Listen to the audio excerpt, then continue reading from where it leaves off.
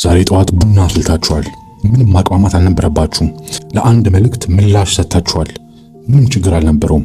ለ40 ደቂቃ ያህል ስልካችሁን ጎርጎራችኋል ያለምንም ድካም። ከዚያ ግን በእውነት ለእናንተ በጣም ትልቅ ዋጋ ያለውን አንድ ነገር ለማድረግ ተቀመጣችሁ። ያሰባችሁት ስራ ሊሆን ይችላል፣ ያቀዳችሁት ማመልከቻ ሊሆን ይችላል፣ ጥልቅ የሆነ ውይይት ሊሆን ይችላል።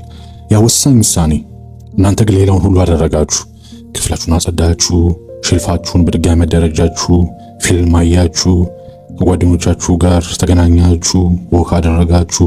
ስራውን በስሙ መጥራት እንደማትችሉት እንግዳ ነገር በሩቁ ዞራችሁት። በቀኑ መጨረሻም ራሳችሁን ሰነፍ ብላችሁ ጠራችሁ። ተሳስታችኋል። ተሳስታችሁ የተረጎማችሁበት ምክንያት ደግሞ ሁሉንም ነገር የምታዩበትን መንገድ ይለውጠዋል። በመጀመሪያ ድምጻቸው ተመሳሳይ ግን ትርጉማቸው ፍጹም የተለየ የሆኑ ሁለት ቃላትን ልግለጽላችሁ። የመጀመሪያው ስያሜ ወይም ሌብል። ሌብል ማለት ራሳችሁን የምትጠሩበት መጣሪያ ነው። እኔ ስራ ፈጣሪ ነኝ፣ እኔ ጸሐፊ ነኝ፣ እኔ ህይወቴን የምቀይር ሰው ነኝ። ስያሜ ለመለጠፍ ምንም ዋጋ አይጠይቅም። ዛሬ ማታ ልትቀበሉ ትችላላችሁ። ነገ በማህበራዊ ገጻችሁ መግቢያ ወይም ባዮ ላይ ልጽፉ ትችላላችሁ። ወደ ስራ እየሄዳችሁም ለራሳችሁ ያንን ታሪክ ልትነግሩ ትችላላችሁ። ማንነት ወይም አይደንቲቲ ግን ቀጣይነት ባለው መስዋዕትነት ወይም ሰስቴንድ በሆነ ኮስት የምትሆኑት ነገር ነው። ከባድ በሆነ ነገር ላይ ተገኝታችኋል። ደጋግማችሁ ከሱ ጋር ታግላችኋል። በአንዳንድ ክፍሎቹ ወድቃችኋል። ቢሆንም ግን ጸንታችኋል። በወራትና በዓመታት ውስጥ ያ የምታደርጉት ነገር ከውስጥ ቀረጻችሁ። አላወጃችሁትም። ዝም ብሎ እውነት ሆነ። ስያሜዎች ከውስጥ ሆነው እንደ ማንነት ይሰማሉ። አደኛ የሚያደርጋቸውም ይሄ ነው። እኔ ጸሐፊ ነኝ ስትሉ አረፍተ ነገሩ እውነተኛ ይመስላል። አእምሮአችሁ ስለእናንተ እንደተረጋገጠ እውነታ ይመዘግበዋል። ከዚያ ቅጽበት ጀምሮ አእምሮአችሁ ማንኛውንም የሰውነታችሁን ክፍል እንደሚጠብቅ ሁሉ ያንን እውነታ ይጠብቃል። ችግሩ እዚህ ጋር ነው። ስያሜዎች ወይም ሌብልስ በጫና ውስጥ ይፈርሳሉ። በትክክል ለመጻፍ ስትቀመጡ ስያሜው ይፈተናል። ጸሐፊ እንደሆናችሁ ለራሳችሁ ነግራችሁ ነበር። ማስረጃው ግን ሌላ ይላል። በስያሜው ይሄ በሌብሉና በእውነታው መካከል ያለው ያ ክፍተት በጣም አሳማሚ ስለሆነ አእምሮአችሁ ፈተናውን ሙሉ በሙሉ መራቅ ይመርጣል። ያ መሸሽ ነው እናንተ ስንፍና ብላችሁ ስጠሩት የነበረው። ፕሮካስቲኔሽን ስያሜን የመጠበቂያ ስልት ነው። ሌብልን የመጠበቂያ ስልት ነው። አእምሮአችሁ ራሳችሁን ከምትጠሩበት መጠሪያና በትክክል ከገነባችሁት ነገር መካከል ያለውን ርቀት ከማሳወቅ ይልቅ ምንም ባታደርጉ ይመርጣል። አሁን ሁሉንም ነገር የሚቀየረው ነጥብ እዚህ ጋር ነው። እውነተኛ ማንነት በመስዋዕትነት የተገነባው ለጫና ምላሽ የሚሰጠው በተቃራኒ መንገድ ነው። ስያሜ ወይም ሌብል ከውድቀት ጋር ከፌል ከማድረግ ጋር ሲገናኝ ይከሰከሳል። ምክንያቱም ስያሜ መሰረት የሌለው ጥያቄ ነው። አንድ መጥፎ ውጤት ሁሉንም ነገር ያፈርሰዋል። ለዚህ ነው ፕሮካስቲኔሽን ሌብልን በከፍተኛ ሁኔታ የሚጠብቀው። አንድ ፈተና ታሪኩ ሊያበቃው ይችላልና፣ ማንነት አይደንቲቲ ግን ከውድቀት ጋር ሲገናኝ ይውጠዋል። ምክንያቱም ማንነት ከስሩ መዋቅር አለው።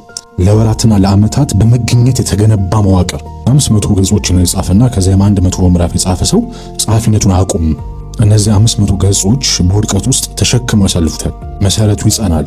መጥፎ ምዕራፍ መረጃ ይሆናል። የሚማሩበት የሚተረጉሙበት ነገር ማንነቱ አዳፕት ያደርጋል፣ ይላመዳል። ምክንያቱም ማንነቱ የተገነባው ከስራው ጋር በነበረ እውነተኛ ግንኙነት ነው። ስራ አለው። ማዕበሉን መቋቋም ይችላል። ሌብል ወይም ስያሜ በአሸዋ ላይ የተተከለ ሰንደቅ ነው። አንድ ማዕበል ይወስዷል። ማንነት ወይም አይደንቲቲ ግን በአለት ላይ የበቀለ ዛፍ ነው። ማዕበሉ ይበልጥ እንዲጠነክር ያደርገዋል። ታዲያ አሁን እዚህ ጋር ተቀምጣችሁ የጠበቃችሁት ያለው ስያሜ ወይም ሌብል መሆኑን ብትረዱ ምን ታደርጋላችሁ? ያንን ገደብ ወይም ኮንስትሬንት በማንኛውም ሁኔታ ተቀበሉት። ስያሜው ደካማ መሆኑን ታውቃላችሁ፣ ሊሰበር እንደሚችልም ታውቃላችሁ። ቢሆንም ግን ስራውን ጀምሩ። ሌብል ሜቢ መጀመሪያ ሞቲቬሽን ሊሆናችሁ ይችላል። ይሄ ነኝ ያላችሁት ነገር ለመጀመሪያ አቅም ሰጣችሁ ነገር ሊሆን ይችላል። ከዛ በኋላ ግን ጀምሩ። መጥፎን አንቀጽ ጻፉ። ፍጹም ያልሆነውን መልእክት ላኩ።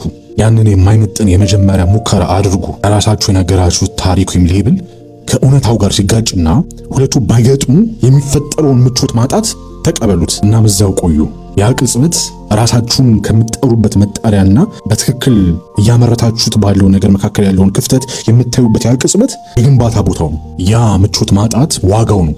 በጊዜ ሂደት የሚከፈል ዋጋ ደግሞ ስያሜ ወደ ማንነት የሚቀየርበት መንገድ ነው። በየቀኑ ጠዋት ተገኝታችሁ ያ ስያሜያችሁ ነኝ የሚለውን ነገር ስታደርጉ ከስያሜው ስር ትንሽ መዋቅር ይገነባል። ትንሽ ይበልጥ እውነተኛ ይሆናል።